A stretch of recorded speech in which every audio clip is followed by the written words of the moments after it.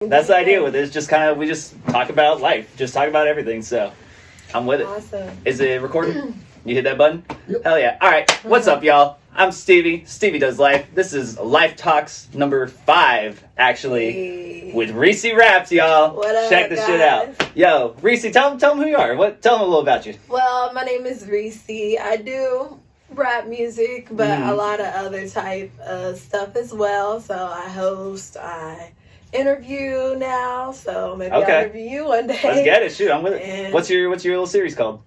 Well, I do some interviewing with What's Happening CLT, which is an event page in Charlotte that covers all the different Charlotte events. Yeah. Have you seen that? I know, they tagged me in some shit before, Yeah. So also getting on the scene and covering events and getting interviews. So I'm really excited about that. That's I awesome. interviewed a couple people last week. Okay. And, Who were you interviewing? Who were you talking with?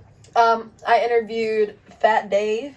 Okay. I haven't met him. Artist Fat Dave. This is my first time meeting him. That's and what's I up. also interviewed 10 Cell Phones. Have you heard of him? Nah, I love that name though. That's what's up. Shout out 10 Cell Phones. That's dope. Shout out to him. So And Fat Dave, that's both sick names, yeah. Yeah, Mhm. I mean, I feel like there's so many fat names. It's like does every fat rapper Now is have it to be is it fat? PHAT or is it FAT? It's just fat. Fat, okay, word. See, that's what I thought it would be, Not too. like Fat Dave. No, word, but word. like Fat Dave. Fat Dave, word. Shout Is out he a to big him. dude? He's not really that big, but Word. he is bigger. I mean, but he's not Chubby like Dave? he's not like really huge. But he's only 19 years old. So Oh, to see word. these young Do your thing, people Fat Dave. Hell yeah. Yeah, 10 Cell Phones, 22. So to see these young people. Really People are young out here, dude. Yeah. Yeah. How old are you?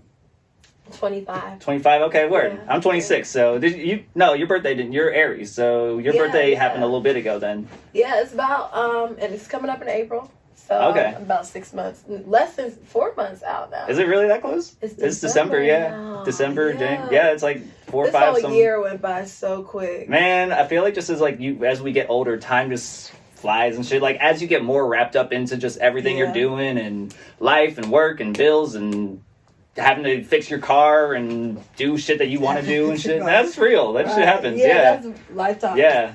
But it's actually scientific that time does the perception, because time is just perception. Time is not really real. So your time is perceived as longer when you're younger, and then as you get older, it's shorter and shorter. So I sell insurance and talk to people 65 plus for Medicare, and they're just like, it goes by faster and faster. That's what they say? The older you get, yeah. Word. Literally. That's cool. It, though. I listen to a lot of interview podcast stuff. One of the guys I listen to real heavy. Do you know Gary V? Gary Vaynerchuk? I actually seen him speak at A3C this year. Really? Word. How was that? It's pretty dope. What was his energy live? What was that experience? He's I didn't know about him beforehand, so this was my first time really hearing of him. And everybody's like, yeah, I'm going to see Gary V. He's very cut and dry. He's very to the point. Yeah. He's not going to sell BS. He was just like, this is what's up. This is what you got to do. This is how it goes. Do it. People ask questions and he was just like fuck him or something like that. He was he cusses too. Yeah, he says he doesn't give a fuck. I love that shit. So it was definitely motivational. That's awesome. What I was gonna say with him is he says a lot about he likes hanging around old people like that, he pushes a lot about going into retirement homes and stuff like that. I can see you doing some shit like that too, doing some little music things in retirement homes. That's a little market. I've done that before. Word. But not as a kid. I was in a group called the Unspeakables. Okay. My granddad organized this lip syncing group. I was the youngest member where I lip sync oldies, and we used to go around to retirement homes. We used to go around to churches, go around to different events all over Pittsburgh, where I'm from. Okay. And that was my first and really only experience performing before last year. Word. So I did that from when I was 5 until I moved from Pittsburgh when I was 12. That's dope. So, yeah. There's a couple things I want to jump to. So with the Gary V, I remember I was gonna say that oh no, you're good.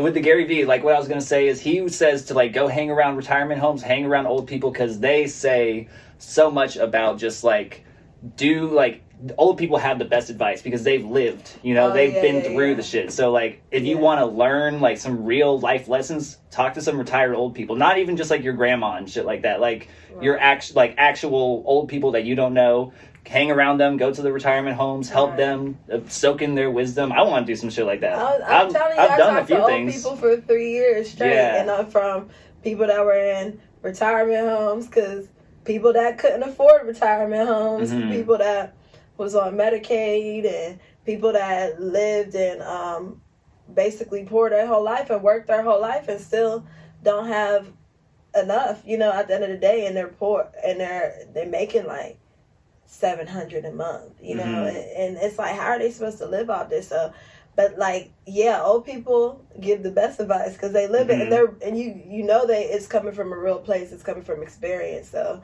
they've done it all. I definitely enjoy doing that. So now that I don't do that anymore over the phone, I should actually pull up on some retirement homes. And Word. Like it's like, I don't know. I just feel like that community, like, first off, they would love just like anyone coming hanging out, that just doing some music, whatever genre. You come in there with some rap, you come in there with some R&B, you come in with some like folky guitar shit like that. They're gonna love that shit. They just want to like, hey, I can bop with this. I can come in there with smile the band. And that would be so dope. I mean, as long as it's not too loud for them. Yeah, for real. don't need them getting all like. I don't want nobody to have a heart attack. Popping some hearing aids and shit. Yeah.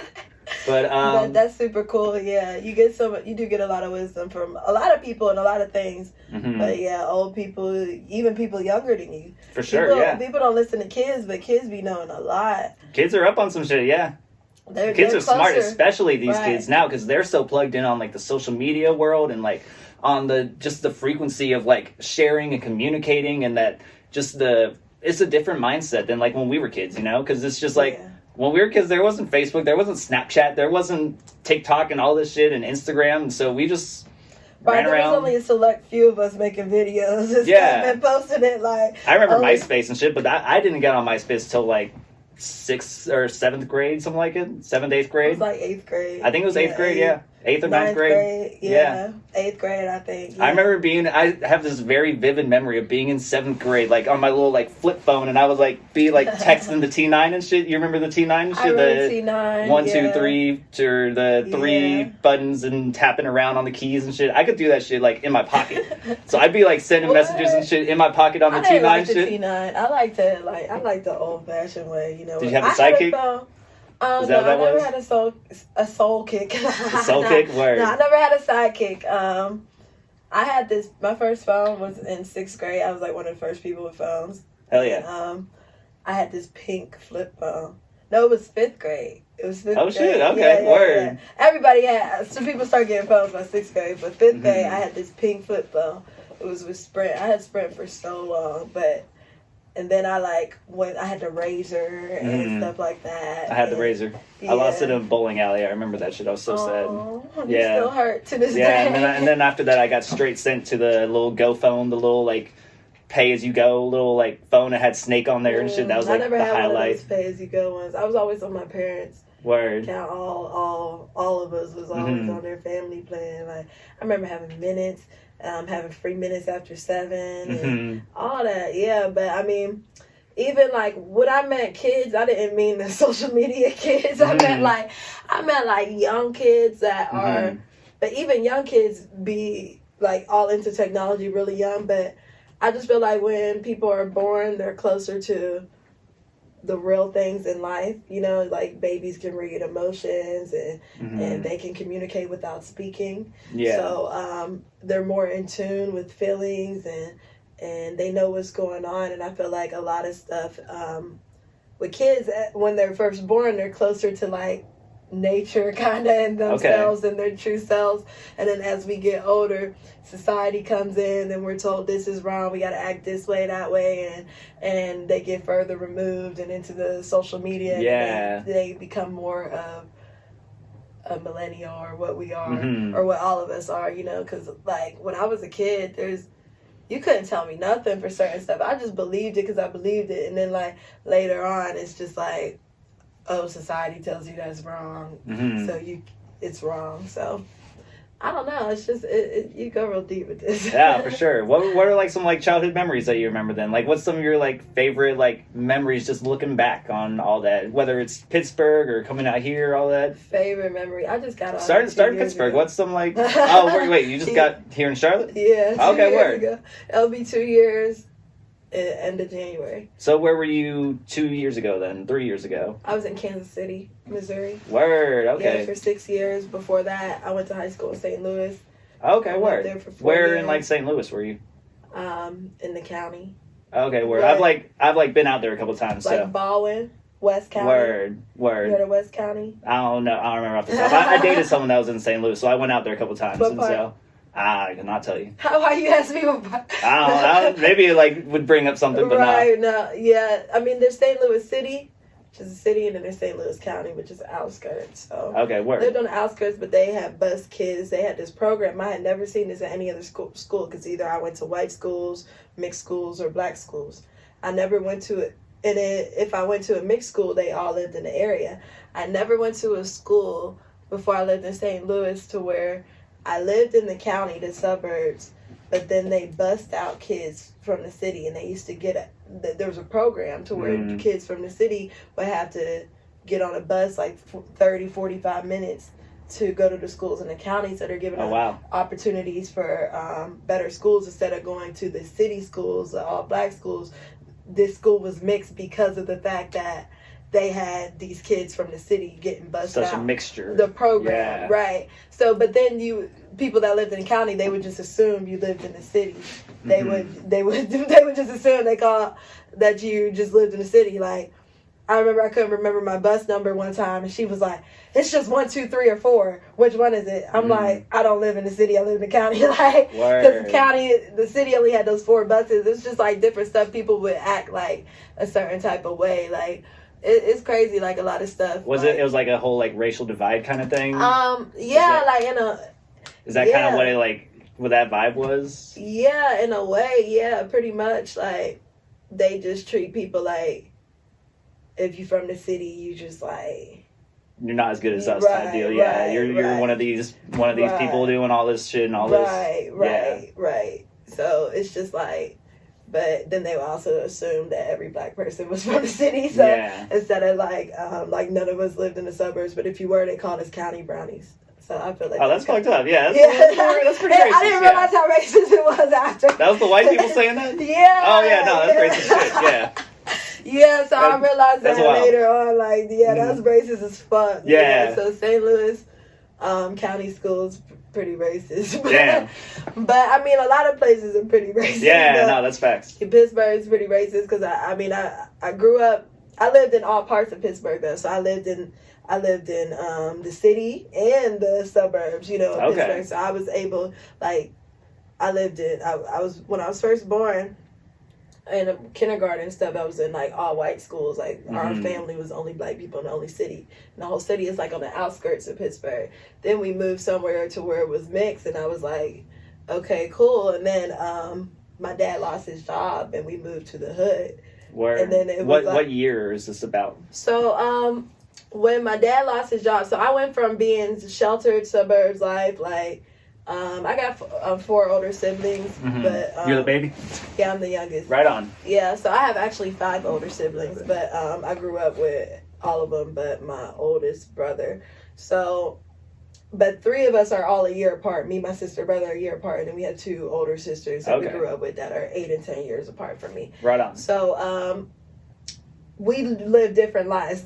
My sisters, like, because my mom was younger at that point, so they live different life than us younger. For sure, So they experience different stuff than what we experience. So me being the youngest, I had only experienced like sheltered suburban life, and then like we moved to the hood out of nowhere, and I adapted, like my sister and brother that were younger with me, they didn't adapt like I did, but I adapted to it, and I'm grateful for that experience because I was so sheltered. I didn't know anything. How old were you when that happened?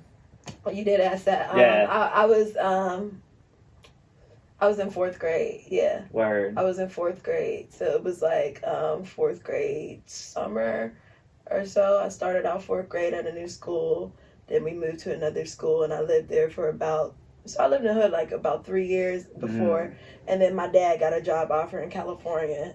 My dad's a computer programmer. Oh, hell yeah. So he got a job offer in California, and we moved to California because that was an opportunity that we had to get out of it there. So we moved to a brand new like house, and we went. So it was just like an experience. Yeah. Like, and it was something that I'm Where in California? So Temecula, California. I've heard of that. I feel like you have. I might have heard it from you. I don't know. Like I don't know. Is it like one of those low key little something? Yeah, it's a valley. Literally, like you hear Valley Girl, and like it's real. Like it's real. Like it's a valley. Like some Beverly Hills as little Valley Girl shit, or like when I hear Valley Girl, I'm thinking like little like just prissy, the way they talk, and like it was like really like that. I thought it was like a stereotype until I lived in a valley. Like it was just in a valley, just in between mountains. That's all that means. But like literally, like the valley people, that's where it comes from. So it was definitely like I went from suburbs to living in the hood back to like total California being Valley one of the only shit, black people. Like it was a lot of white and a lot of Mexicans in Southern California. So how's that in and out? In and out. In-N-Out? It's pretty good. At that point, I did eat meat, so I don't eat meat anymore. I had it once in my life, and I remember I was like so stuffed. I went with my dad out there. My dad travels for work a lot, and he was in LA, so I got to go with him out there once, and it was only like 3-4 days, but I remember we like ate at this restaurant, and it was good. I like stuffed my face with like the seafood stuff. It was fantastic. It was like right on the beach. It was beautiful. And then after that, we're passing it in and out, and my dad's like, "Do you want to get like a milkshake or something?" I'm like, "I'm full, but this is my one chance to try this shit." So I mean, like, I gotta do it. So I remember I got the animal burger, like the animal style, whatever. Burger. Is that what it is? Yeah, I don't know what it's called, but I don't even eat the big one. Yeah, I'm like, oh no, I did that shit and like all that, and I remember I was like, literally like forcing this thing down, and then like I went in the bathroom and like puked up a little because I was so like full. That's my In-N-Out experience. What? It was good. Was it worth it? It was worth it. Yeah, I was happy with it. Yeah, In-N-Out. Yeah, it was good. So tell me about the vegetarian, or what were you gonna say? You're gonna say something. Yeah, you asked earlier about a favorite memory growing up. Yeah. Okay. Yeah. Yeah. So one of my favorite memories was like, it's weird. It's when when everything was like falling apart at home. I remember like when we were moving, like we were like which in home? Pittsburgh. It was home, right? In Pittsburgh, like I was a kid. I remember I was like in 3rd grade. I didn't really get what was going on, but I remember we were running errands with my mom. My mom didn't get her. People in Pittsburgh, they don't drive till later in life. My mom literally didn't get her license till she was like 30. 35. Do they just got like good like public transport? Right, they have really good public transportation. One of my best friends from college was from Pittsburgh, so I mean I know some stuff. Yeah. I know like everyone's like Pittsburgh Steelers terrible towel out and all that, but that's about my extent of like Pittsburgh knowledge. And he loves it. He like all about that shit, like rah Pittsburgh shit. I was like I feel like if I just moved from one place and like when I first moved, I was like so Pittsburgh, and as I kept moving, I felt less and less attached to my hometown to where it doesn't even feel like it's my hometown because it's my hometown. And I do have memories. I went there last month and I had so many memories. So I get it, but I'm pretty far removed from it, like to where I probably wouldn't move back or anything.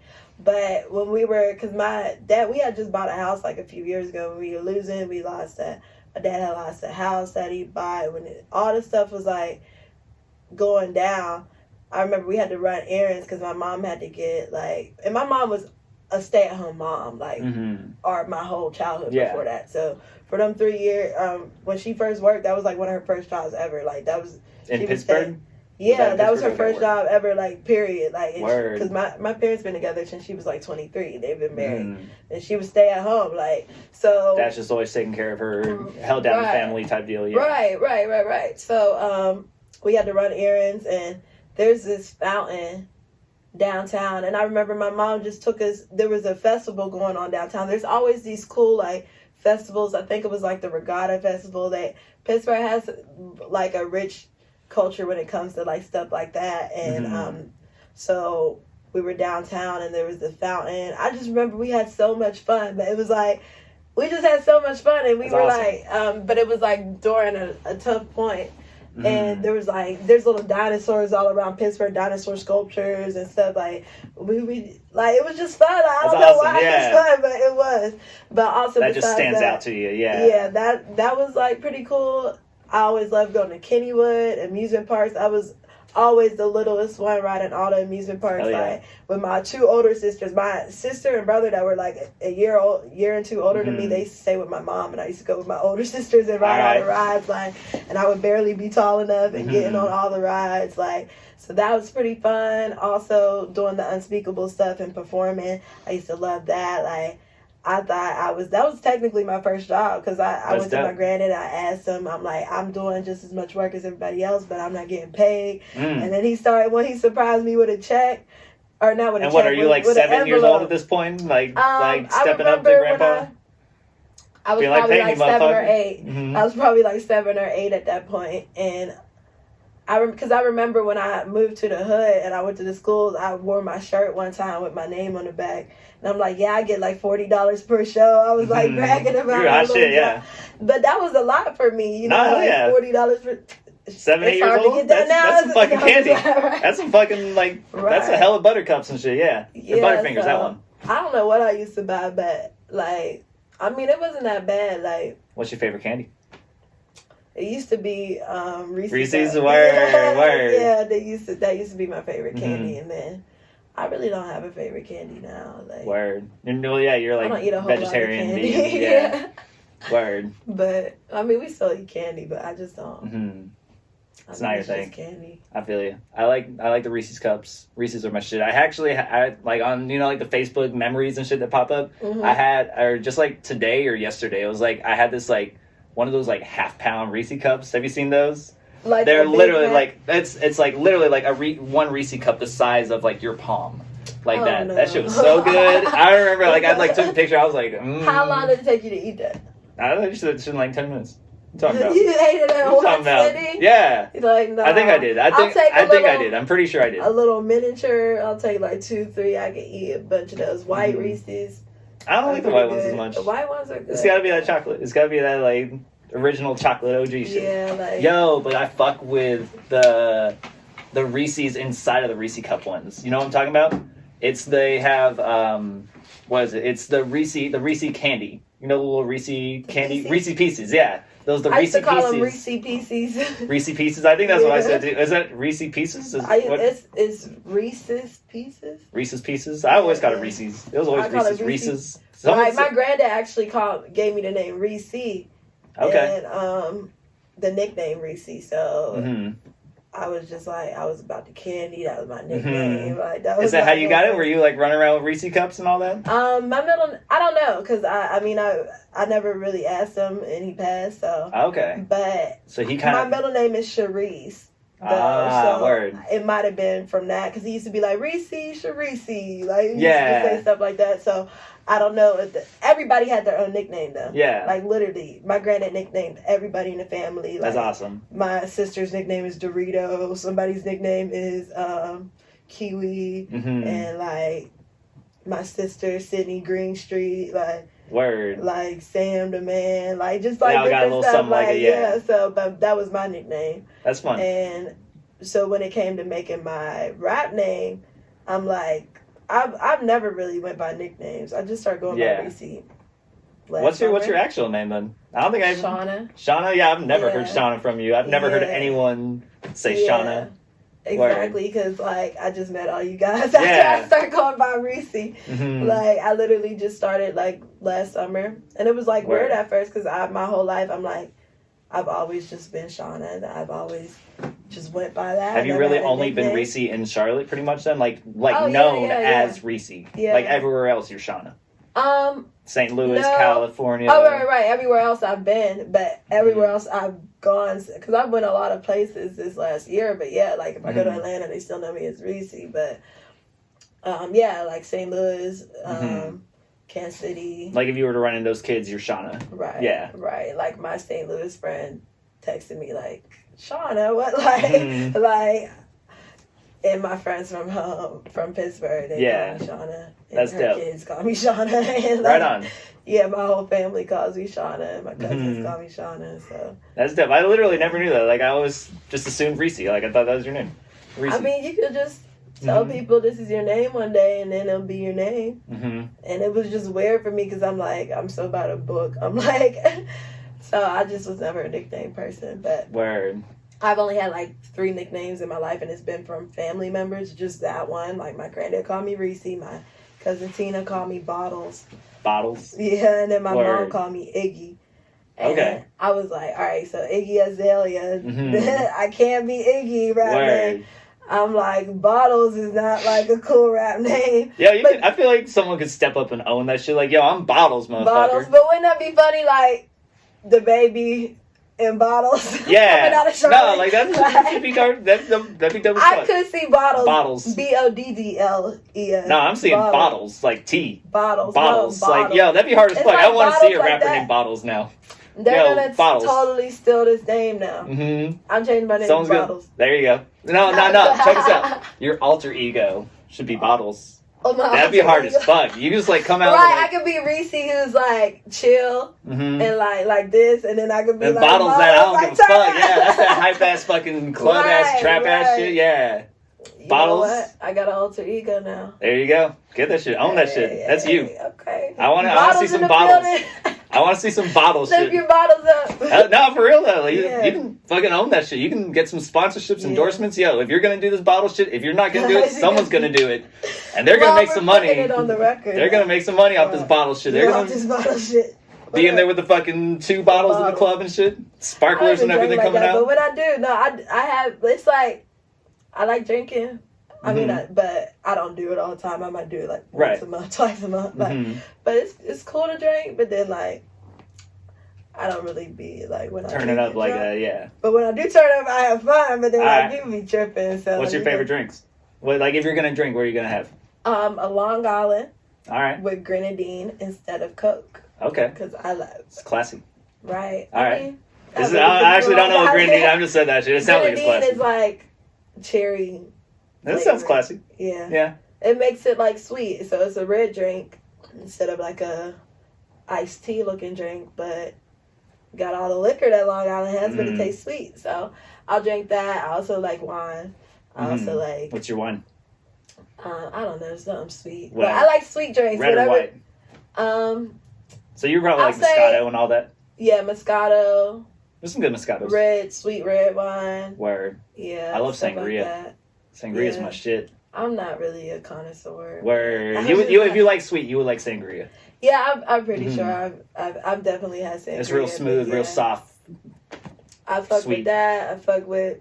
I don't like shots. I don't like the taste of liquor. That's why I really don't like the taste of liquor. You're not out there tequila shotting it up. I will sit a shot. Word. And get paid to do it. Word. Like, for real, like I don't like taking shots. Word. I'll take some shots.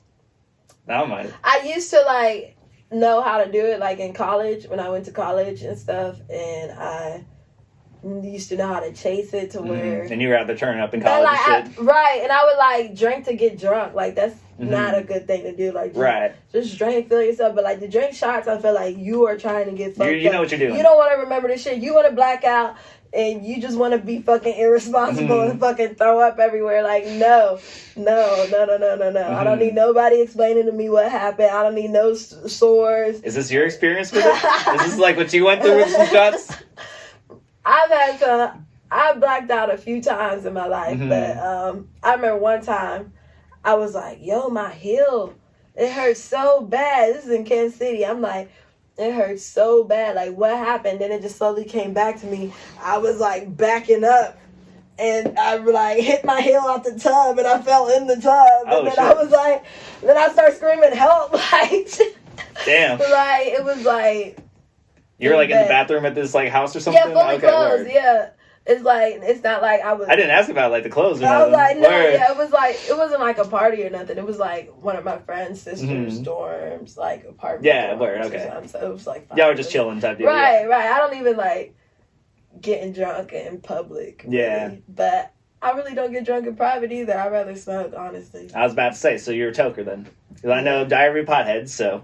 Yeah. There's obviously something there. So when did you first like smoke weed? How did that like come about? When did I first? Oh. Man, my friends used to be mad at me. I used to get so high, and I get it. Like my tolerance has not been that high. So when I first started smoking weed, it's funny, in the 10th grade. Mm-hmm. But I literally just asked my sister about this last week. I was like, she had came to visit. My older sister is my closest sister I'm with. She's 8 years older than me, and she lives here in Charlotte now. But she lived in Pittsburgh. She stayed behind when the whole family moved. So she lived in Pittsburgh her whole life until like 3 years ago, until she moved to Charlotte. So she's had a definitely different experience in life than I did. But that's my favorite sister. I'm like, and she used to smoke where in the lineup is she? She's the second oldest. Okay. Second oldest. So she's a good like 8 years older or something. 8 years older. The oldest sister is 10 years older than me. I have a brother 11 years older than me, and I have another sister that's 2 years older than me, and a brother that's a year older. Yeah, big ass family. Yeah. Yeah. Yeah. Word. That's dope. Yeah. So I was like, and she used to smoke weed, and I used to tell her, this was in 10th grade, because she came out here. She lived in St. Louis with us for like 8 months, and then moved back home to Pittsburgh. She was the type always moved back home. Like, she lived in Kansas City for like 4 weeks, and then moved back home to Pittsburgh. I was like, you always running back to Pittsburgh, like ain't nothing there. But I'm like, it is so like bad to be smoking. Like, do you know what that does to you? I was like, why would I even start smoking? You know how much money you spend on that? Like, if I don't even start, that's all this money saved, you know? And I was counting cigarettes and weed. Like, imagine all that money, like, I could be using on other stuff, like, just because I don't smoke. Like, everybody has what they spend money on. Like, some people love stereo systems for their car. Right. Some people and it's like, we all have different vices we spend money on. I'm like... Not even vices, just hobbies, almost. Hobbies. Yeah. Hobbies, like a car system. Yeah. Right. Yeah. Right. For me, that's a vice. Word. Spending some money like it. Yeah. So, I mean, you're out here walking with your little money bag purse. Oh, yeah. Shout out to Charm City Boutique. Okay. They always hook me up with the flyest apparel. I appreciate them. I'll be stopping by there tomorrow. They're in University City, Charlotte. Okay. And what's their name? Charm City. Charm City? Yeah, I get like 80% of my clothes anytime you see me out, like dressed up and stuff. That was one of the things I wanted to ask you. Every time I see you out, you got the outfit. You got the little thing going. Yeah. So what's that for you? Like what like I like to look nice. I mean, when I moved here with nothing. I moved here with like no clothes. Well, because it's a long story, but like, yeah, I moved out of an abusive relationship. So when I moved here, I was just like, you know what, I'll start all over. You know, I'll leave my job if I have to. I was making 6 figures a year, and I was like, I'll leave my job, whatever, you know. This was in Kansas City. Kansas City, okay. Yeah, my family moved to Charlotte. You're making 6 figures in Kansas City? Yeah, and then even here too. Word. Yeah. Make your fucking money. Yeah. We're gonna make our way back into everything, but yeah, go ahead, keep going. Yeah. We're on clothes right now, I think. Yeah. Right. So we're on clothes. Yeah, and I left all my clothes. And I was like, it was like devastating because I've always been a shopper. Like, I've always just loved clothes and stuff like that. And I'm a hoarder. Like, so I had so many clothes from when I was like 19 until, 24 that, and even before that, I just had clothes on clothes, like clothes and clothes and clothes. And I was like, forget it. It'll come back. My life is more important. Left all my clothes. So it took, and then now I have a bunch of clothes again. I'm like, I was just thinking about that when I was like, how did I get all these clothes again? Like, it was like, I remember like being sad, like just not having clothes. I'm like, man, I don't have, like, because I moved here with literally a pair of pants and 2 shirts. Word. And like, for me to have so many clothes now, I'm like, this only in not even 2 years. Yeah. Man, like, I just rebought all these clothes, but everything, I was able to redo my style. Rechange my whole style, get a lot of colorful stuff where I really didn't have a lot of that before. Yeah, you always got the little like popping little colors and everything happening. I dig it. It's like you got a little like style going. You stand out when you come out like that. So right. You got to. It's the whole thing as an artist. You got to have your own look, your own style. But if I'm not doing anything like music related or really out doing something or doing an event or covering an event, I'm not doing that, man. I'm not. You gonna see me like this, like Word. if it's something like I'm cozy mode. So I came here chill because it's like a chill setting for me, and I was like, I don't be feeling like it. It don't take me long to put on makeup. Don't take me long to really do a lot of this stuff, but I really just don't want to do it because then I gotta wash it off and I gotta get an outfit. It's like, fuck all that. I don't want to do it, but yeah. And then going back to weed. Yeah. So I told my sister, like, yo, it's so bad. I talked about it in school. I remember I did a presentation on it. Word. And I did one too. I remember that. Hell yeah. I did it on weed. I was like, well, I did it on like pro weed, but yeah, go ahead. I didn't do it on pro weed. This is like the first semester. This is the first part of 10th grade. By the second part, I was smoking weed. Word. But this is the first part, like before December, like. And I remember doing a project on weed, and like, I'm like, it's also known as ganja. Da da da da da da. Right? I didn't even know how to pronounce it. Right, and then someone was like, I remember, he was like, he raised his hand. He said, I believe it's pronounced ganja. That's funny. But there's people in this class that are in 10th and 11th grade that are already they're like smoking shit. Yeah, they're in that. Yeah, so it was pretty lame. Word. But it's okay. Like, that's funny. So my second semester, hanging with some other people, but I just remember I smelled weed. It was like at some type of party, and the whole room just was like, I just kept going and like spurts of like uncontrollable laughter. Like I've never been that high before. Word, nowadays, like it's more like a mellow. It's not the same, yeah. Yeah, back then it was like. Ever since then, it's like I've never quit enough time to even get that high. Yeah, and like I get that. It took that whole summer, like from like April. I probably started smoking weed March or April. Took that whole summer for me to break out of being, oh, she's so annoying when she smokes weed and da da da. But like, I even sold weed for a little bit in high school. Oh yeah, make your money. I wasn't making no money. I wasn't good at it. So at that point, I wasn't good at it. So, I think I wasn't social enough at the same time. I was social, but I was not, like, I'm pretty social now. Yeah. Like, but a lot of me was like, a lot of insecurity growing up and not being who I truly am, the outgoing person I truly am. So there was a lot of stuff that I wanted to do that I didn't do. Yeah. Like, I wanted to be in drama class and all that stuff. I can see you killing some, like, theater shit, yeah. Yeah, I used to want to do all that. I used to want to be an actress and do all that. But when I had the opportunity to get engulfed in that in school, I felt more like an outsider. Like it wasn't me. So, but certain stuff that did happen let me know that, like, I'm still meant to be a speaker. Like, I won this poetry contest. Yeah. I recited a poem, and out of everybody, I was one of the last people to get onto it because it's like I got in trouble a lot in school. After I moved to the hood, I went from goody two shoes, and I remember the day I went bad. I feel like this is way like super long interview. Nah, I mean, like mine are usually like an hour or something like this whenever I'm doing these, so they go for a little minute. We're good. Dagan, camera's still going.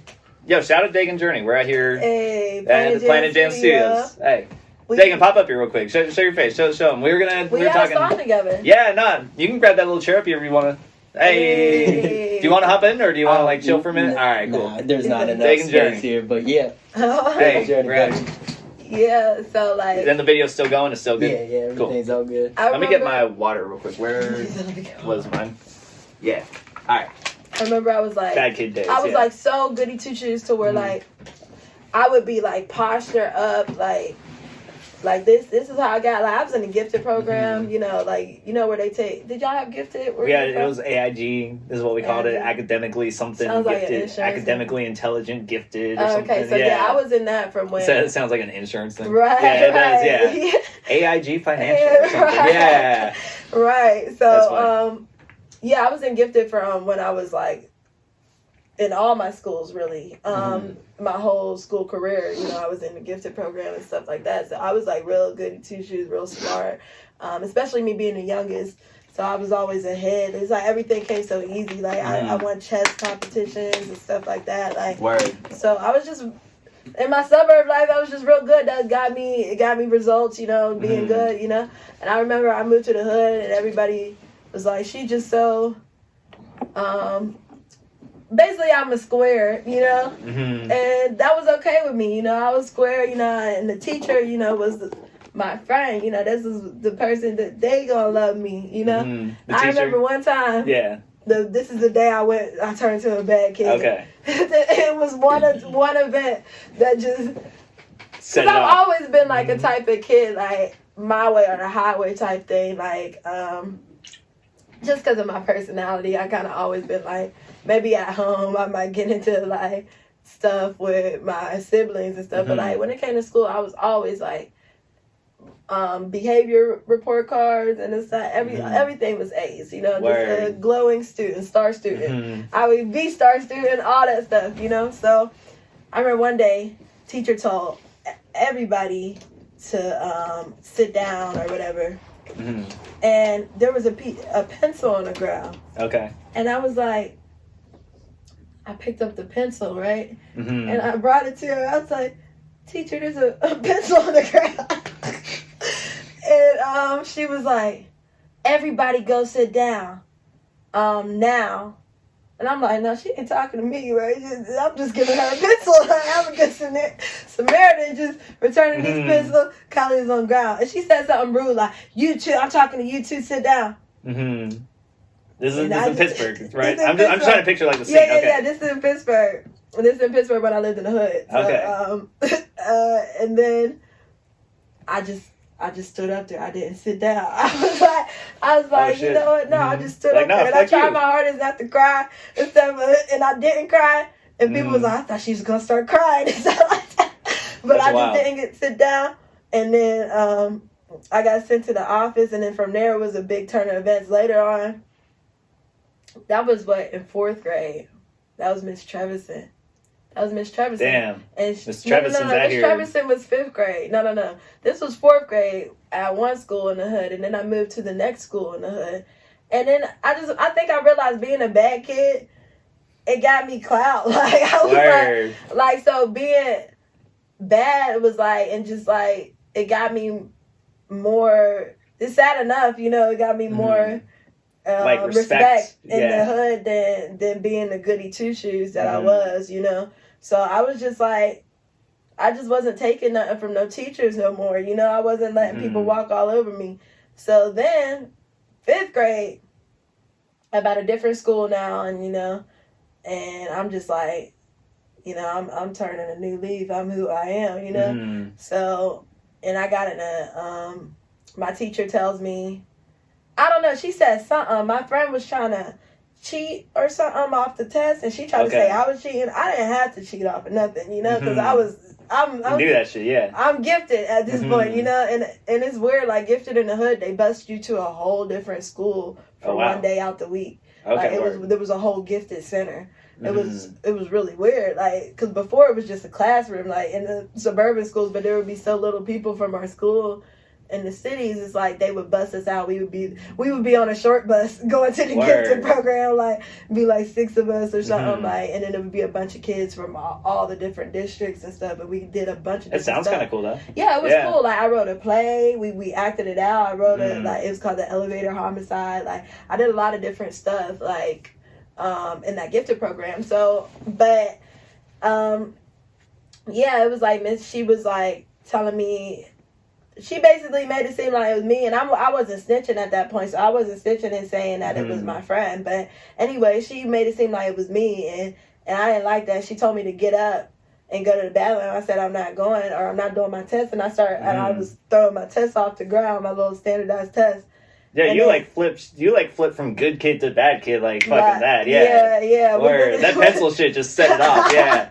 That just that was the last straw. That was the hay on top of the knee, whatever. I was about to fuck that up, but then I remember she just dug her hand in my arm, and I was like, because I remember saying, the test.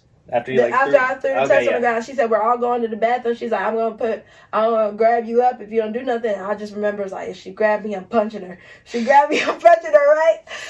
And she grabbed me. I punched her in her arm, and we got in a whole fight. Like, you punched your teacher? Yeah, I punched her in her arm. We got a whole fist fight, and I was so little at this point because it took me a while to grow. Like, in my family, they thought my sister that was 2 years older than me, they thought she would be tall and I would be short, but she's only 5'2" today, and I'm 5'6". But she been 5'2" since she's 11, and I didn't grow until I was like 13. So like, I was like 80 pounds at this point, like punching teachers and shit. And punched her, and she basically picked me. I remember we're fighting, and she's picking me up and taking me to the office, and the whole class is following behind a single file.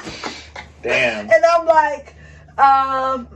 like upset, like, and just kicking and down the hall. And I guess it's been for like 2 weeks. And that's wild. What did your parents say? What did they say after, like, our good ReeCee, my mom, Shauna?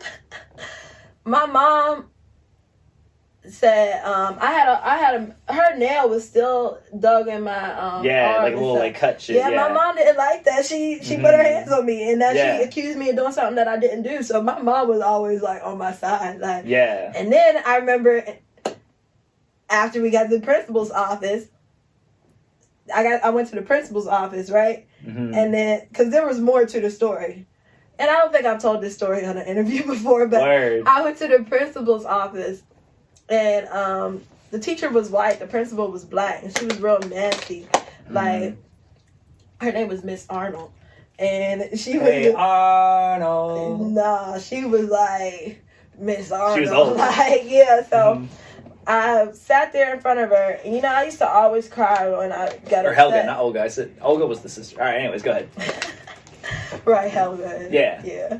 So, I got I was just upset, frustrated, so I would cry, when I get upset, so. And she said something.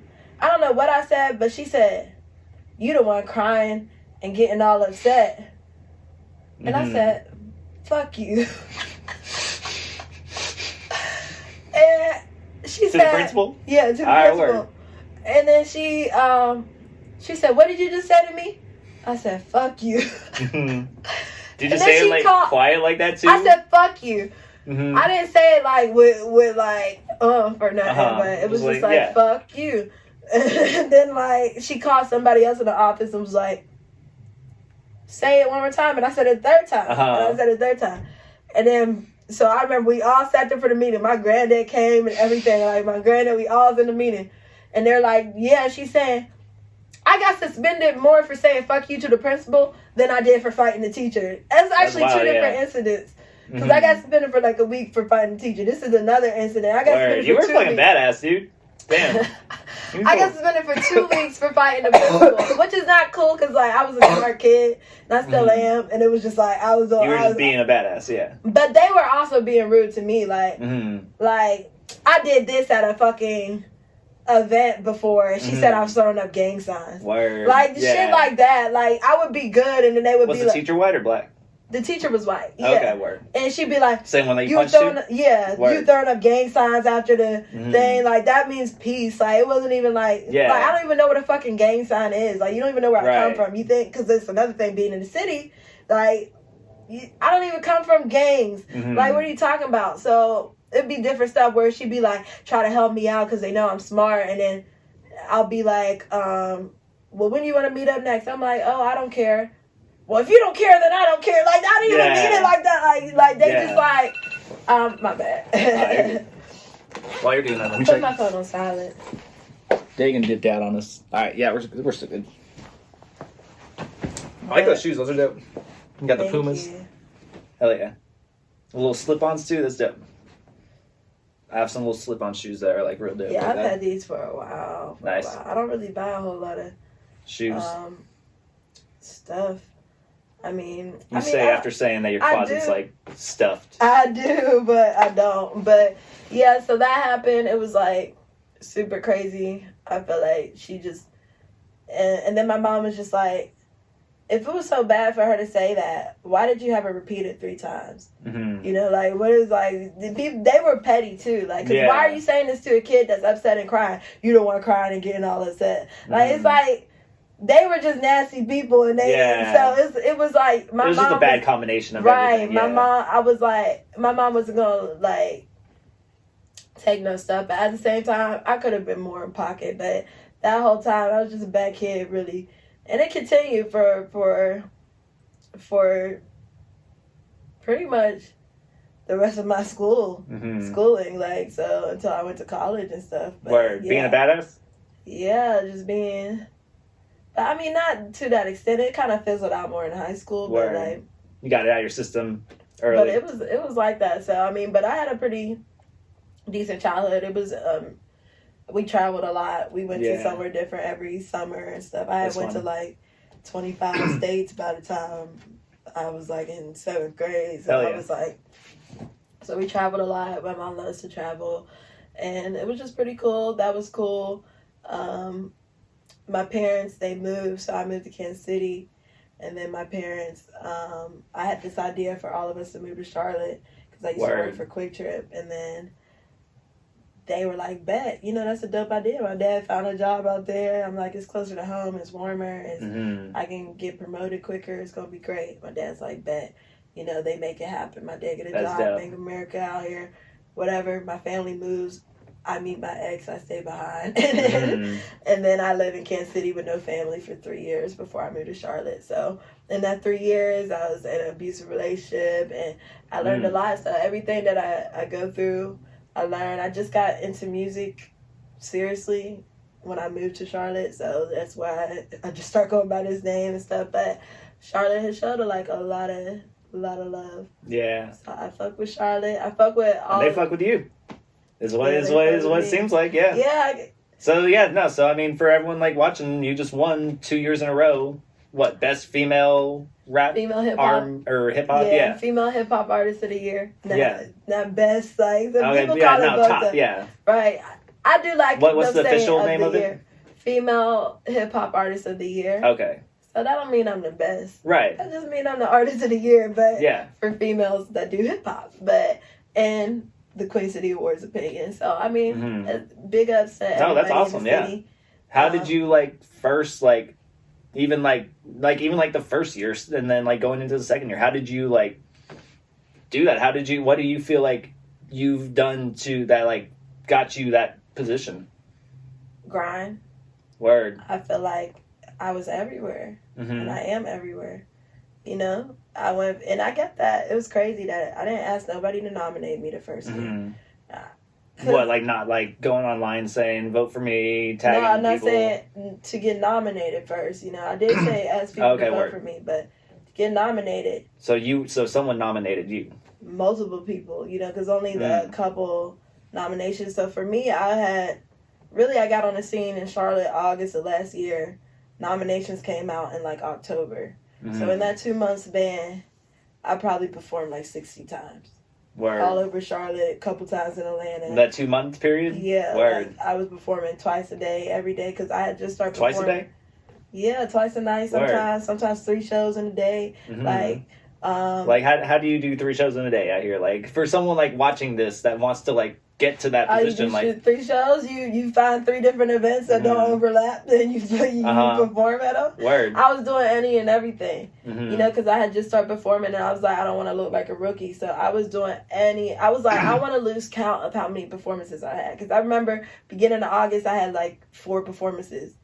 By mid-August, I had lost count. Yeah. How many performances I had, you know. So I was just I remember it being 10 performances, and then it just kept going from there, you know. So it just, you just gotta. I was just but at the same time, a lot of people were seeing me for the first time, and then seeing me again, and seeing me again, and seeing me again, and seeing me again, and damn, she out here working. And a lot of times I was the only female on the car.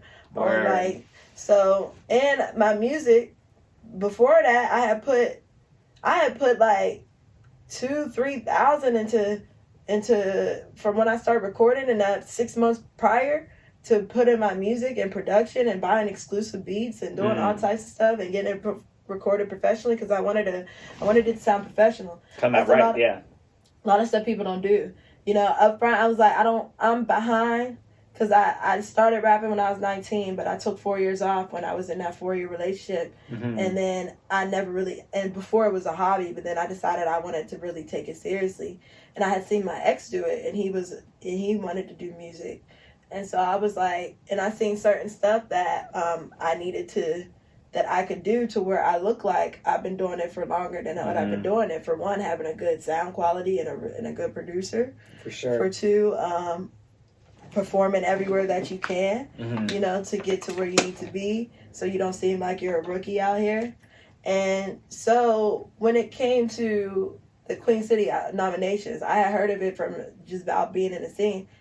I'm like, what do I look like asking people to nominate me? For one, I haven't even lived here a whole year at this point. I just moved there in basically February earlier that year, and it's only like August, October, September. I'm like, it's like September maybe. So I was like, for one, like, I haven't even lived here a year. I haven't even been doing music for a year, seriously. Right. And it just was like, I'm like, maybe next year, my full year in it, what I look like asking someone to nominate me. And really, most of y'all just heard about me 2 months ago. You know what I mean? Like, a lot of people didn't even, like, I literally had 300 Instagram followers last August. Like, literally, I had just started my Instagram last May. It hasn't even been 2 years I've been on that. I did all this because of my music. Yeah. So, next thing you know, the nominations come out. Someone tells me I got 2 nominations. And it's just off the strength of me promoting myself, being everywhere, posting performance footage all the time, posting every day. Yeah. So I got all them followers, posting every day, plus networking and being out all these other events, supporting other people, putting other people in my stories. Just like a lot of stuff. That's how I get. You're good at that too. There's the tagging and everything too. I've noticed that. Just like you're good at just the networking side of it. I feel like it takes time though. Exactly. And one of the things I've learned too is when you can give someone when you can give someone something, you know, like if you can give them a footage of their performance, you know, you can tag them in their Instagram and they're like, oh cool, I didn't have anyone video in this, but ReeCee tagged me in this, and that's a good little video right there, let me save this or repost it or whatever. People want that, you know, they want that. So and not everyone does that, you know, not everyone's out there actually finding their names and tagging them and doing all that. So going that above and beyond, that little extra step. They did it for me first, and I remember for a minute I had such a broke phone I couldn't do no recording. Absolutely, And I'm like, yo, I'm sorry, I don't be posting out to my stories, but I can't record on this phone. Yeah, this phone has been janky. The audio don't work. It was my iPhone. It was an iPhone. I had one at my job, but I had broke it to the point where. Which one was it? Probably the 7 or 8. Oh, that worked. 7. Yeah. So I was out here with a 6 that was busted up and shit like that. That was fucking miserable. Then I hit that upgrade. I'm on the 11 right now. I love that shit. I love that shit. I put it on snooze instead of stop.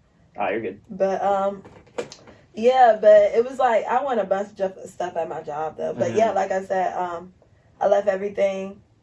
Then my job was you want to work from home.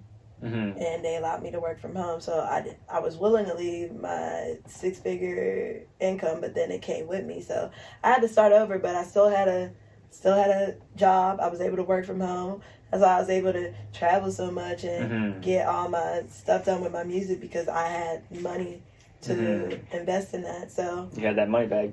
Yeah. Right, the actual money. But yeah, I went a lot of places with my job. I got an iPad, one iPads. I was top sales agent. I had over 200 That's people. What's up. So I was gonna go to that next too. I wanted to talk if you're cool, talking job stuff and all that. Yeah. What are you doing that you were 23, 24 out here making 6 figures? I told you what I did. Go in detail. I sold insurance for people with Medicare. But I was just a good sales agent. And it was a good company too. You know, so even the lowest sales agents at that job make $70,000 a year. That's bare minimum. But sure, they're hiring. You got that hookup? You can get me in there. What's up, ReeCee? Let me get in there. I don't work there no more. As of recently. So just because my heart wasn't in it. But yeah, I went to Hawaii with my job. I went on a trip Like, I legit want a trip to Hawaii. Spoke that into existence. Mm-hmm. At Quick Trip, they used to have this Hawaii trip. And I was like, I'm winning this trip to Hawaii. Like Quick Trip, the gas station? Yeah. Okay, word. I used you to worked work at there. Quick Trip? Which Yeah, one? that's Was how that my like here in Charlotte? No, Okay. That's how my family got here, because I used to work for Quick Trip, and they made a new division here, and everybody was getting promoted like hotcakes. Mm-hmm. And I was like, yo, we move out there, you know, great, but I stayed behind. But by the time I moved here, I didn't work there no more. I stopped working for Quick Trip when I started this job in 2016. I worked for Quick Trip from when I lived in St. Louis, so Mm-hmm. I had that job from when I was in 10th grade. Word. 10th grade. You were there, yeah. Until I was 22. That's what's up. So they used to have this trip to Hawaii, and I was like, yo, I'm winning this trip to Hawaii. I'm winning this trip. I got all dressed up so I could win this trip to Hawaii. And then I didn't win. And I was like so heartbroken. Mm-hmm. Yeah, and I was like, I was seeing Hawaii on the TV. Like, Hawaii was getting brought up everywhere. It was like, it was so crazy. And I just knew that I manifested Hawaii into my life. But little did I know, less than a year later, I would be at another job. And a little over a year later, I wanted to trip to Hawaii. It sounded like I just heard my things okay, I swear I think it was just I got a phone call. It's still recording. It was my phone. And ReeCee, you're popular. Everyone's hitting you up. Yeah, that was on silent. But and I went a trip to Hawaii less than a year later, pretty much, or that next year. Through the different job. Right. Wow, yeah. Right. So it was like, you're seeing those signs, it just wasn't time yet. Right. Yeah. And it's crazy, so many things I've spoken to existence, and that job, insurance job, showed me anything was possible, because I went from not having no sales experience to me and my ex went in that job together. We finished first and second out of our sales class out of over 150 people. So, wow.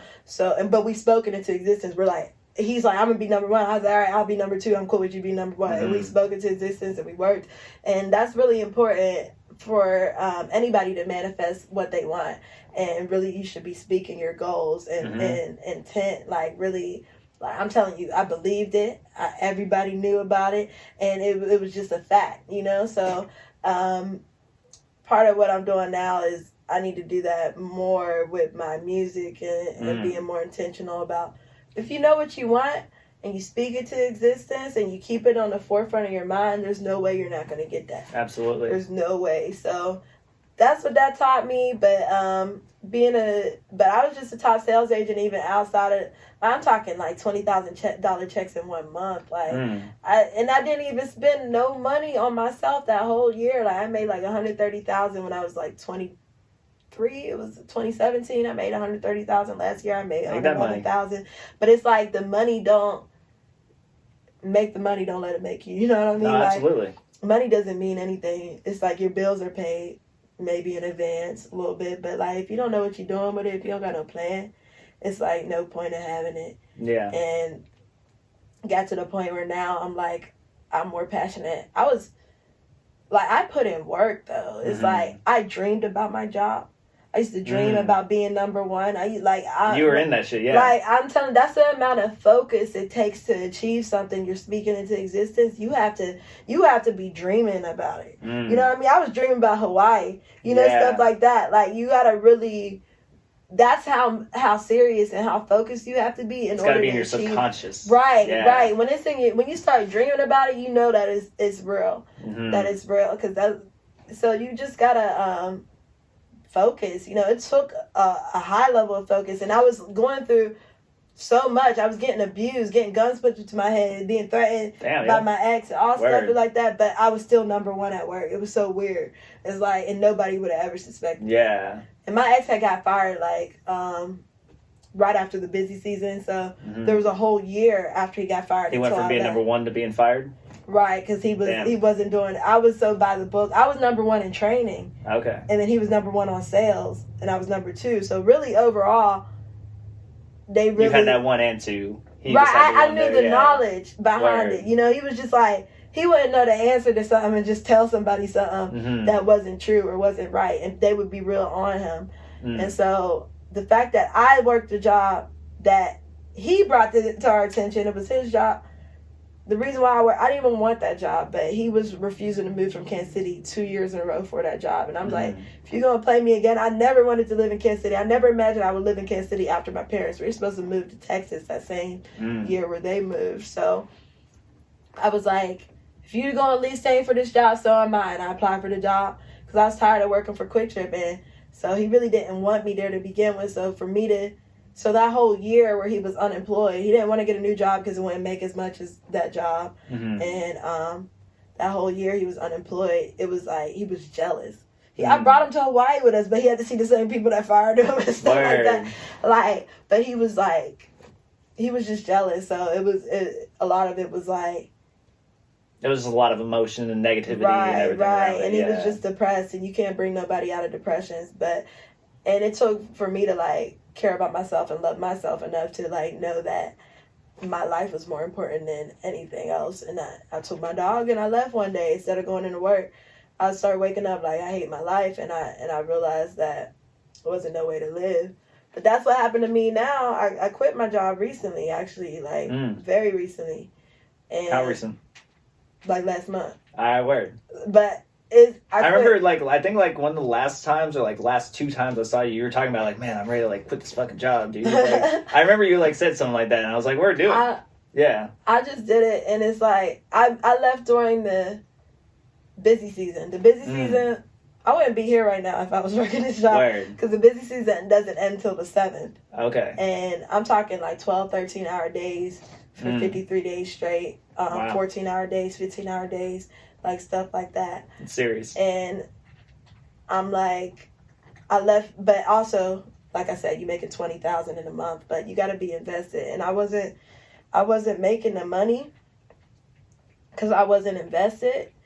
And I was just spending so much time, and I'm like, how many months am I? It had been really since April where I hadn't been really invested. I had been traveling a lot the first part. I hadn't really made no real substantial money with that job since like April. And I'm like, I'm like, oh, wait till the busy season. Like, then the busy season comes, and I'm like, oh, I don't want to do this shit. Like, I don't know if I could do another one. People at my job like, surprised you still here. Surprised, like they just been thought I would have left, like, because I've been wanted to leave back when I lived in Kansas City. So, and I used to think working from home would solve all my problems, and that didn't work either. So it's like, if you're not doing what you meant to do, you're not going to be fulfilled, and I wasn't fulfilled. Absolutely, yeah. And to chase that possibility of money, I knew I had to be invested to get the money, and I wasn't invested. And I just didn't want to spend all that time doing it. And I'm glad I quit. I quit. And I'm going to figure it out. I'm the type, I quit without a plan. And that's okay with me because I know that I've never been out here on my ass, you know? Yeah. I've never been out here, like, just fucked up, you know? Just because I'm good. I can do anything. I can do anything in this world. If I want to get an insurance job today, I can. But I don't want that, you know? If I want anything... I'm licensed in 36 states. I can do anything I want to do.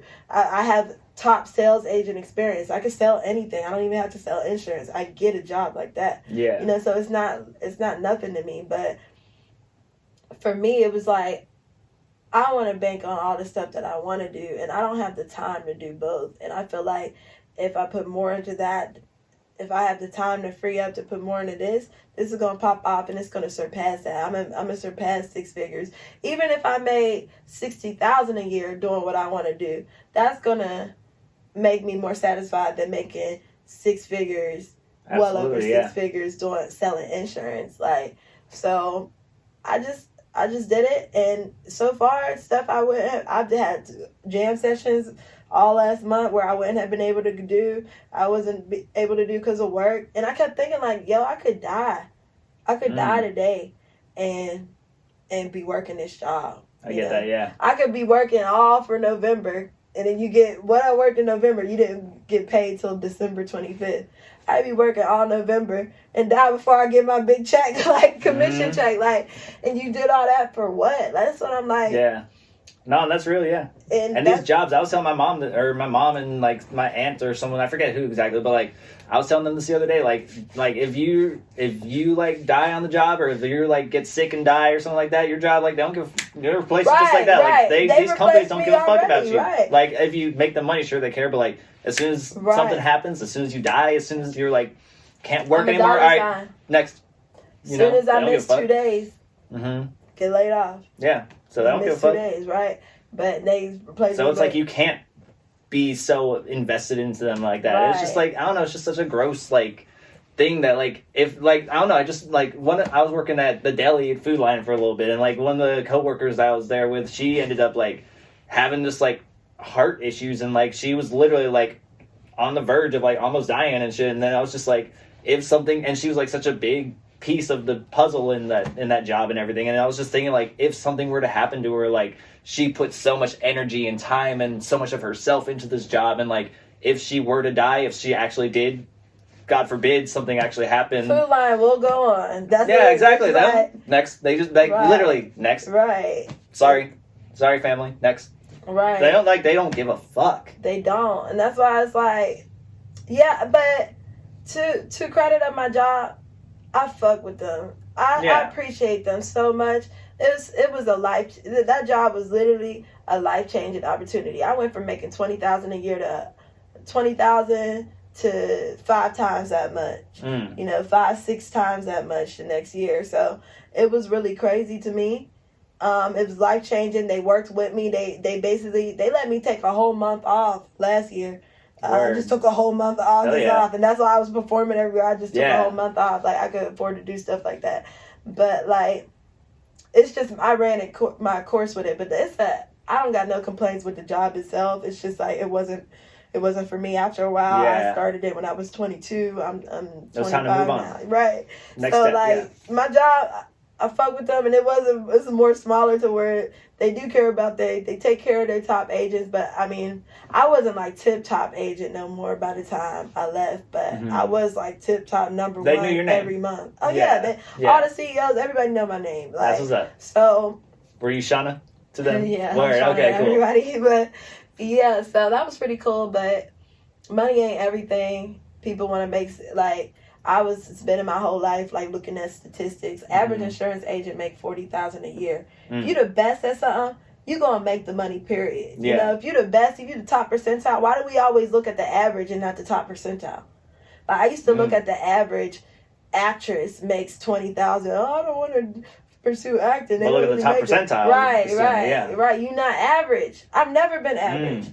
You know? Yeah. Like, no, that's real. I like that. Like, never been average. So why do we look at the average stuff and put us in average positions to be average? So quit my job. So far, I've been able to do the jam sessions. I went home to Pittsburgh. I wouldn't even be able to go home to Pittsburgh because you can't even take off. My parents, I rode with my parents up there. They was already going. I wouldn't even been able to do that. It's a lot. Like, there's some stuff coming up on the 7th that I'm going to be out in Atlanta. Earth Girl. I wouldn't have been able to go back to that because that's the last day of the enrollment period. Like, it's like you could have 20 sales in that one day. So it's like, it's just at some point you got to say, look, I'm putting me first. Right. And I just was like, I want to live how I want to live. But it's not like you automatically go and get focused. So that's why you have to put that same amount of focus into the job that you put off the job when you're not working, when you're an entrepreneur full time. You have to be focused. Time management is everything. It really is, yeah. Like, your whole day could be gone. You like, well, shit, I could have been at fucking the job selling insurance and making something, but it's okay. I got a lot of stuff that I'm doing. So what's next for ReeCee Raps? What's next? So really just pushing out some videos from the album. Okay. So, or the EP. Have you already filmed them? Or is it like in the works right now? Yeah, it's in the works. So, that's what's up. Definitely the Happy Right Now video. Okay. So that's coming up next, the Happy Right Now video. So early next year. Gonna get that pushed out and everything. Because right now I just have the Diary of a Piehead music video. Diary of a Piehead EP, you know, I'm gonna keep pushing that and everything. But also what's next for me is developing my sound more because my sound has changed, my rapping style has changed and everything. I'm definitely slower paced now to where I realize that I'm going to reach more people if I slow down my cadence. So it's all about reaching the most people, because if you can help somebody, that's what doing music is about for me. It's about expressing myself and helping people. So definitely more collaborations. What's happening CLT. You're going to see me corresponding, covering events in Charlotte. That's awesome. And everything like that. Definitely my YouTube channel is huge. So I'm going to talk about a lot of stuff on my YouTube, from like, I might go into little stories. I feel like we went everywhere in this interview. No, that's been great, yeah. But, and what's happened, or on my YouTube, anything from reviews to recipes to vlogs to recaps. So by the time this drops, when is this dropping? This will be like a couple days. Couple days, yeah. Okay. So my vlog should be out. I have a whole vlog talking about leading up to my Queen City Award. Okay. What happened that day, because it was a super stressful day. Word. But yeah, I didn't think I would win this year, actually. Word. But it was kind of. How'd you feel when that like happened? Like what was that like, moment? Like what was that like leading up really, to and moment right there? Like not even like the whole day, just like at the awards, yeah. It was like kind of nerve-wracking because I had such a bad day. It was like, is this all happening for the big letdown? Like at the end of the day, like, and I don't win, and I'm like somebody could come out the woodwork just like I came out the woodwork and got the award. I'm like, I don't know. I didn't know everybody on the list, but I'm like, I don't know what they doing. You know, I didn't study them enough to know exactly what was going on. I'm like, so it was kind of like I had a lot of nerves, but then eventually, then they start calling people, and then they called. They said 2-time for the second time in a row. Right? My heart dropped because they announced male and female and group at the same time. And they said for the second time in a row, my heart dropped. And then they said Taliban for male. And I was like, oh, shit. I was like, oh, shit.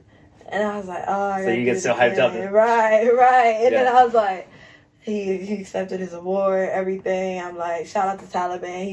He was working too, you know, like I met him one of the first times I was performing, and then I would see him every day. Like, he was the only one. Y'all were out there together. Right. So we grew a relationship based off of our grind and everything. So, but he was like, I'm going to say it again 2 times. And like, I was just like relieved. Like, I have the video on my Instagram, but it does feel good to win it. If I didn't win it, I would have still been okay, but it would have been some coping, like a little bit. But if I didn't win, I wouldn't let it discourage me, because I know who I am, and I know what I bring to the table. I know there's politics involved with a lot of stuff, and I know that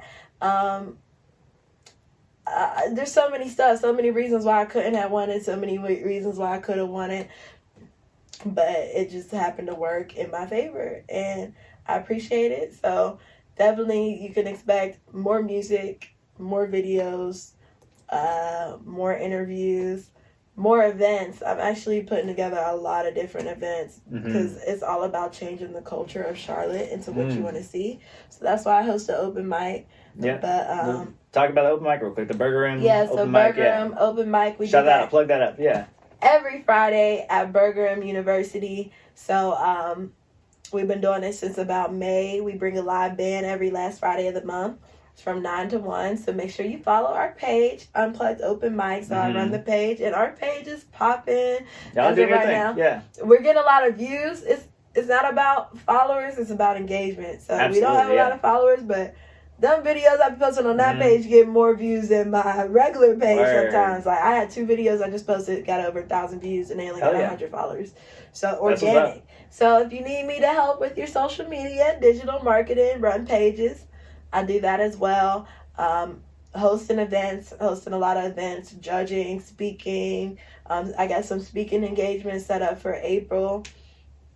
And anything in between, interviews. So make sure you book What's Happening CLT to cover your events. Captain Save It Indy. I feel like with everything that I do now. You have a song with that line in it, I think, don't you?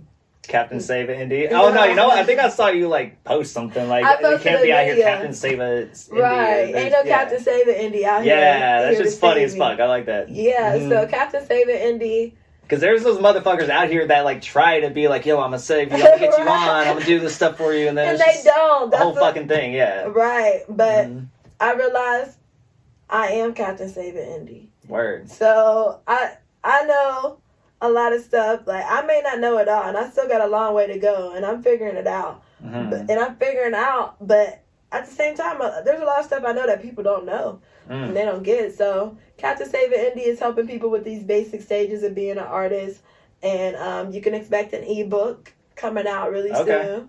Have you already started like typing some stuff up? Word, okay. So definitely an ebook for Captain Save It Indie.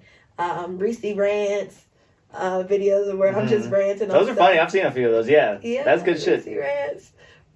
I just feel like there's so many different ways I can reach people, and music is just one of them. Absolutely. And I don't want it to take away from my music, but I feel like all of this can intertwine. Like just like I posted a YouTube review today on my YouTube channel. Follow me, ReeCee World. Actually, so Dave and I were watching that actually right before you came here. We were like looking through YouTube stuff. There was the little chicken sandwich, the vegan chicken sandwich. Yeah.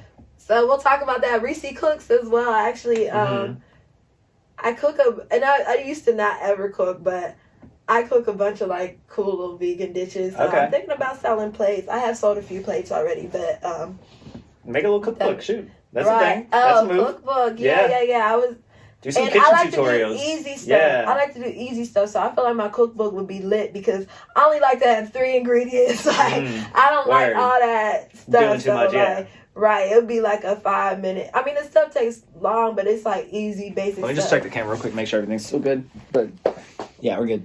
Yeah, so cookbook lit, makes ReeCee cooks. But yeah, I don't eat meat. I stopped eating meat in 2017. Word. I don't believe that we need it. So. Is it like a cruelty thing, or is I mean, you just don't think that the body actually like needs it? Up, all the cruelty behind it, and that's the reasoning why you shouldn't eat it. Because of the fact that even if you don't give a damn that they're dying, even if you feel like animals are meant to die, just the process of it, just the whole fact that we're saying by buying it and partaking in it and participating, we're kind of saying this is okay. And and like even if you feel like it's okay and that's it, but they're stressed the fuck out. These animals are stressed out. You know what I mean? Yeah. Like these and animals, then when you consume the stress and everything, they're being abused. These animals are being tortured. These animals are being treated like dirt and scum, and they're eating dirt and manure or whatever I'm saying. And hormones and injections. Being injected with all types of stuff. They're releasing hormones, injecting hormones. Like, so you're consuming all that. Plus you're consuming death and you expect to be alive. So I feel like we don't, as a human, I've been fine without it. As a human personally, not eating animals has been going just fine for me. I mean, I don't crave meat. I will say occasionally I will crave fish. Occasionally I'll crave like crab or fish. I don't go and eat it, but I do crave it occasionally, and I be wanting some of that vegan fish. I be seeing some good pictures, but I haven't tried it. I've never tried vegan fish. I've like seen the vegan chicken, the vegan beef and all. I've never seen vegan fish. I've seen it, man. Look up Chef Joya, Cooking with Joya. Look up, what's that girl's name? What is her name?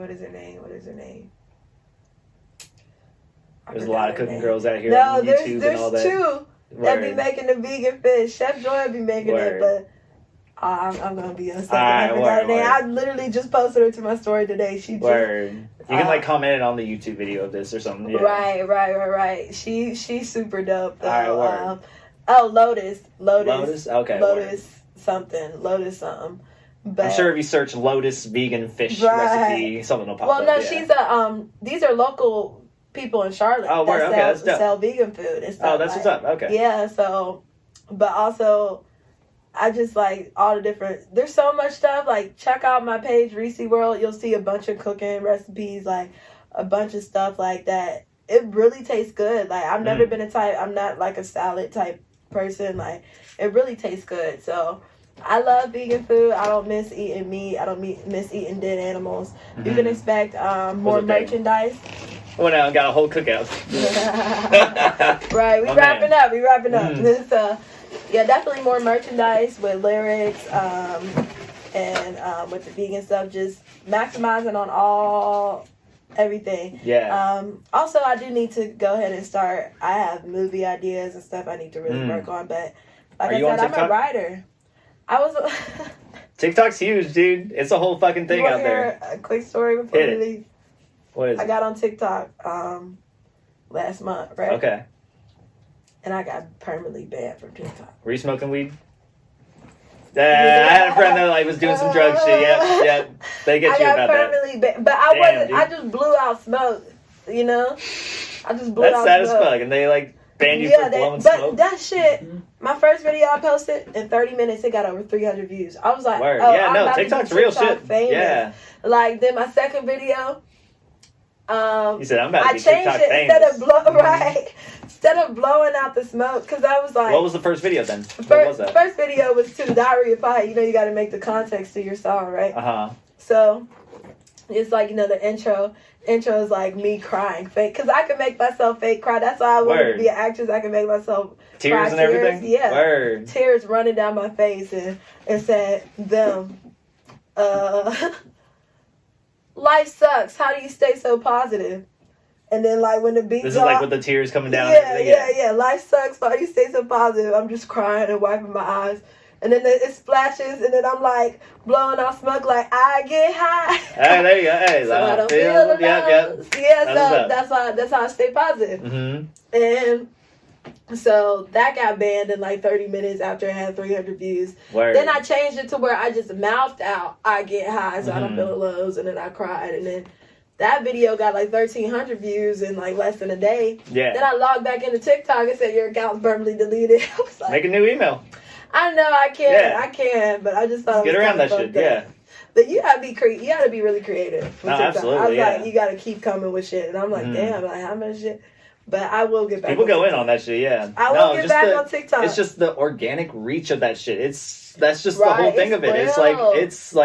It's literally just the algorithms and shit. Instagram and Facebook, that shit is so like it's so organized and just what's the corporate? It's so corporate and shit now that it's just like you reach less and less people. Absolutely, I'm telling you. Used to reach way more people. It's actually better to have lesser followers, because I used to reach way more people. I got 6,500 followers now. I be reaching like 200 people when I post 200. Word, you actually go and see like the little engagement button. Yeah. And that's what it says. It says like out of like 6,000 followers, only 200 something. Well, sometimes. Pull it up. Yeah, let's see that. Word. I'm always curious about like people's engagement and stuff like that. No, it depends on what I post. If I post something good, that's why I was like, I'd rather not post at all. Because if I'm not posting nothing good quality, good, like where everybody can see, blah blah blah, y'all scrolling past that, and then the Instagram not pushing it to anyone. Yeah. Like this one, it reached 571 people. Word. And then only I don't know. I feel like that's like weren't following me. 50% weren't following me. Oh, that's dope. So, which post was this? Let's see. This is me promoting promoting an event on December 21st. We're fundraising for Miss Bunny's mobile art What's up, studio. Kitty Cat? How you doing? What's the cat's name? Shiloh. I don't like cats. You don't like cats? He look alone. Hey, Kit Kat. Look at this Kit Kat. I was gonna pet him, and then I'm like, cats be tripping, man. I'm actually allergic as fuck to cats, but I'm a. What are you doing, Charlotte? He's like sniffing you. You got his heartbeat racing and all this shit. Oh, He's like, yeah. She's like, nah, I'm not fucking with this shit. I'm not fucking with this cat. But yeah, to have 6,532 followers and to have a post only reach. When did you post that? Because I saw that's like your first one that's on your page. November right 25th. So, okay, word. I archive a lot of stuff, so. Yeah. I archive everything. So. Word. And then I'll put it back up there. I got a lot of stuff from this year I just archived. Like, a lot of pictures with celebrities I just archived. Like, you just didn't need up there?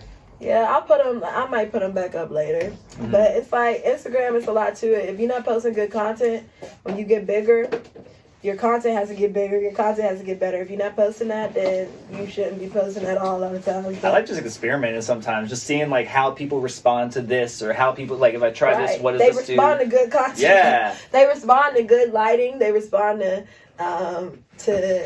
I mean, hashtags are also very important, but they're not going to push it to hashtags. I've given up on hashtags on Instagram. That shit doesn't do shit. That just gets you spam ass little. Hey, like my page. Let me do your graphics and shit. Look at that reach. 5,000. 5,281, yeah. 92% weren't following you. Look at where they're from. That's insane. Look at where they're from. From yeah.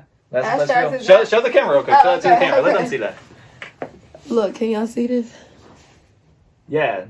This 95% we're not following. That's crazy. Right, and it's from hashtags. So your followers really don't mean nothing. That's why I can post on my. See, I feel like hashtags, like all I get out of hashtags is those random motherfuckers like DM me for business, right, bro, whatever you don't that use shit. Them right. Look. So how do I do that? This page has 163 followers. Yeah. 1,182 views. Look at that. It is 2,542 people. 25 from hashtags. Yeah, 2,500 from hashtags. Yeah. That's what's up. What hashtags are you using then? Like, what are you putting on? What you trying to get the sauce? Yeah, share the sauce. You don't pay me for that. There's no sauce out here. Really, what it takes. I'm going to your Instagram page and I'm just looking at shit. I'm paying you shit. What it takes though, because not the same hashtags are going to work for everybody. Yeah. You got to keep ranking at them. No, for sure. And you got to see what formula. How I got to my hashtags is, I'm like, I'm hashtagging piehead, hashtagging CLT, hashtagging different stuff that applied to me, but I was experimenting and looking at your results. So it's what you're saying is about, it's called hashtag experimentation. So you're using popular hashtags, you're using stuff that you're thinking of, and you're seeing what combinations get you the best results. And once you find something that hits, what it took for me is one video hit over 2,000 views before. That was my first, it was sometime last year. It's my first time hitting over 2,000 views. Yeah. I said, I'm copying these hashtags, and these are it, and I just kept using them. But then I started using other ones, and that's what kind of threw off my engagement, because I stopped using those hashtags, using other ones. So it really just depends. Like, I'll experiment sometimes. Like my Queen City Awards post, I just used hashtags that I've been using, and I didn't tailor them at all. Man, hashtags didn't reach nobody on that post. Yeah. Like, but it reached that many people, but look, 3% weren't following you. You want this number to be as high as possible. No, absolutely, yeah. So look, 5 from hashtags, only 5, 3. Yeah. 3, okay, yeah. Yeah, like, so it's a hit or miss. Like, you gotta, I know a little bit more. For me to join Instagram late is kind of weird, but I do know a little more about social media than a lot of people. But a lot of it was like, I was just playing with stuff. I was just experimenting with stuff. But hashtags are definitely something you need to use. Word. Keep using them. See which ones work, which ones don't work for you.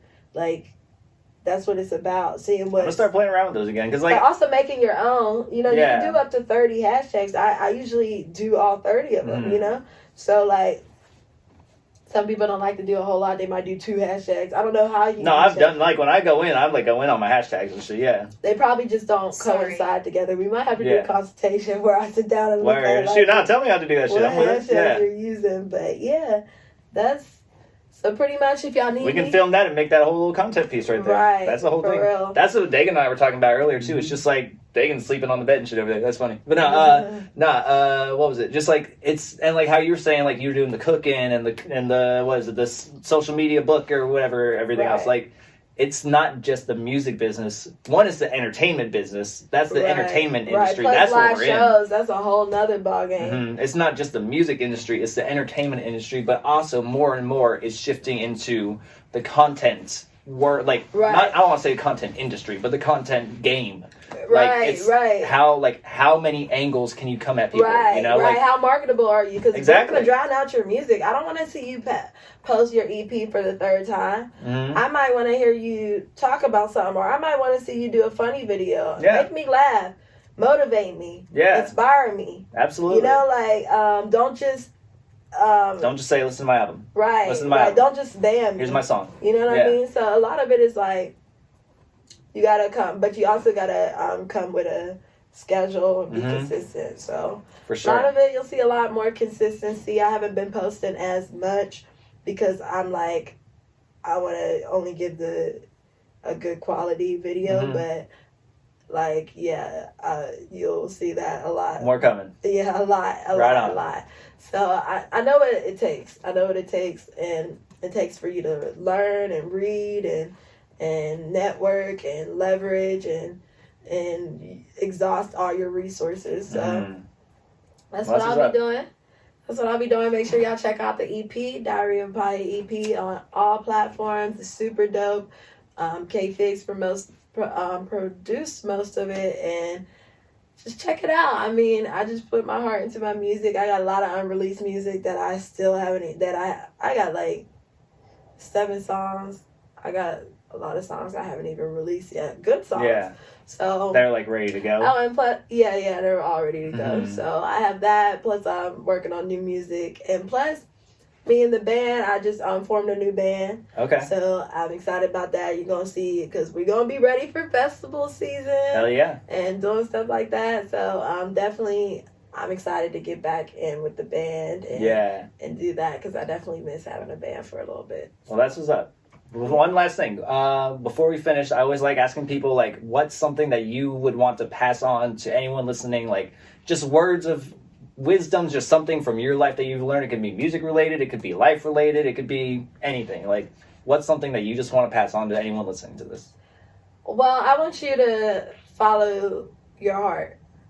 That the best things have happened to me in my life when I follow my heart. You know, like when I moved here, I followed my heart. When I did my music, you know, I followed my heart, and that took me so many places that I would have never imagined. And I went from not being a music artist at all because of my whole life. I just let society take my whole life. I let my society just take all my dreams and goals and put reality to them and make me feel like it's not possible. But I just went after it. I just went for what I wanted to do in my heart. I was so scared to perform. I was so scared to do everything. And once I started just walking in my purpose and doing what I've always loved to do, like I write blog posts, I write all different types of stuff. Like I'm an artist and a writer in every way. So embracing that, I just want you guys to embrace whatever you are. I feel like you've known it your whole life. It's been something that you've always loved to do. Don't let society stop you from what you want to do in your heart. Be the best at it. You're gonna be able to achieve anything. So I want you to believe in yourself, follow your heart, bet on yourself, take a risk. Even if you're not prepared, I'm an impulsive type person, but like it's good to be prepared. But if you feel it in your heart that it's time for you to go, then it's time for you to go. So I'm just following all that, and I'm continuing to be blessed, and I just know that everything's gonna work itself out. And absolutely. We're going to be on golden couches one day. We're going to be all right. Hey, that's right. So, yeah. Thank you so much for having me. No, thanks for coming out. I really appreciate you coming out and doing this. Yeah, of course. I appreciate seeing you. You're actually the first woman on the podcast, too. Fun fact. Oh, yeah. Really? Yeah, so I'm very excited. I was like, I've been wanting to get, like, I've had, like, 4 episodes now, and they were all dudes. The fourth guy, he's like one of my best friends. He's gay as fuck, and like so. I've been excited to like bring women into it too, because it's like I don't know. I want to just make this like such like an open forum podcast type thing for just like an open platform for people to come in and share their stories and just share what they know. And like I love talking to people. I love meeting people. I love just hearing people's stories, working with people, giving people their platform, and it's awesome. Everyone coming together, so. You learn, you network. Like, that's what I learned from doing interviews. I'm like, yeah, you're having conversations that you're not gonna, like, we wouldn't have had this. We met several times, seen each other several times, never had this conversation. So absolutely, yeah. That's dope. I learned a lot about you and your fucking little badass kid self and all this shit, yeah. I feel like we went too much into that, but I guess I love it. It's good. I guess this good is shit. Gonna be a unique interview. Yeah. I'm not, like, because a lot of times I'm repeating the same thing every interview. So it's like, if y'all want to hear about everything else, check out my other interviews. That's what's up. Got a bunch of them. But another thing, one last thing is, we not trying. I was watching one of your old. I was watching your interview with Steven. Shout out to Steven the Dream. He's awesome. Yeah, I did an interview with him. That's one of my favorites. You helped me like get down with him too. You were like tagging him on shit. I remember that. Yeah. Oh really? Mm-hmm. Yeah, you like tagged like I was like, who should I interview next? And you were like tagging Steven. Oh, I did. Oh, I did tag. Mm-hmm. I feel like that would be cool to interview the interview. Yeah. So that's dope. And he's a big inspiration. I told him this too. He's like a big inspiration for why I'm doing this too. Because like I just saw him just sitting down with people. I was like, yo, I want to do some shit like that. That looks fun. That's awesome. Yeah. Steven's cool. So I'm glad y'all got up. Yeah, I did tag him. And I like met him before too. I like know him. Yeah, I knew. Yeah, you guys knew each other. That's why I was like, it would be perfect. So yeah, I watched that, and he was like, I'm trying. I'm like, you're not trying, you're doing it, Stevie. Like Stevie Word. does life. Stevie Absolutely, ain't trying to do life. Yeah, like, you know that's what I mean? real. Like, I appreciate you're doing that. life. You're doing it. You're doing it. So don't sell yourself short. What was I saying? I was like trying some. Anything. You like, Word. I'm just trying to, I'm just trying to. I'm just trying to create a platform where we can sit down and vibe and like, no, you created a platform that's already done. You know what I mean? It's already done. So we're not trying, we're not selling ourselves short. We're just doing, we're achieving. It's already done. So give yourself more credit. People don't think of it like that, but to try is a fail. Try, lie, fail. Yeah. It's like, I get that. I'm trying. That mentality that means almost. you failed. Like I tried to put my phone on silent, but it kept ringing. Like, no, you didn't put your phone on silent. You know what I mean? It's not silent. It's not on silent. So when you're saying trying and you're applying it to stuff that you're already doing and your goals, it's not fair to yourself. You're doing it. So give yourself some credit. You're doing it. I appreciate it. You don't look at it like that. A lot of people don't, but I've been like, that's been my thing lately. Like someone did that to me and I broke out of it. Now anytime I hear someone say trying, you haven't done it today or I've been like trying. Word. But if you look back at it, but maybe I don't know. At the other interview. Word. You did, but you didn't. That was also my second one too. So I was like still figuring out pieces. You were still trying. Yeah, I was still trying. You were doing. But yeah, we doing it. We're doing it out here. But just in all, just remove try from your vocabulary. Make a conscious effort to do it, and once it's gone, it's gone. And I'll even catch myself now. I'll be like, no, like I'm doing it. So that's what's up. ReeCee, where can they find you at? Everywhere. ReeCee World, y'all can find me. ReeCee Raps, y'all can find me. I have 2 pages. One is ReeCee World for everything ReeCee. ReeCee Raps, because I wanted to just start a brand new page instead of changing my name and doing all that. I'll just keep it separate. And people who just want to see raps, go to ReeCee Raps. But if you want to see everything like this type of stuff, follow me on ReeCee World. Follow What's Happening CLT. Follow Unplugged Open Mic. And What's Happening CLT if you want to see Charlotte events. Like, just follow all that. That's HAPPENIN. Yeah, What's Happening. Yeah. CLT, not What's Happening. Yeah. CLT. But that, YouTube, ReeCee World, ReeCee Raps. Check out the Diary of Pothead music videos. Still dope. Timeless. But yeah, that's pretty much it. ReeCeeWorld.com. Spotify, search ReeCee Raps. Any of your music platforms, search ReeCee Raps. And make sure you add me and get these streams up. So, good music, it can help you through some stuff. So, yeah. Absolutely. Appreciate That's it. ReeCee Raps, y'all. Life Talks number 5. We're out here, y'all. We're doing it. We're doing it. Right. Absolutely. Bye. All right. Dagan, hit that button. Peace.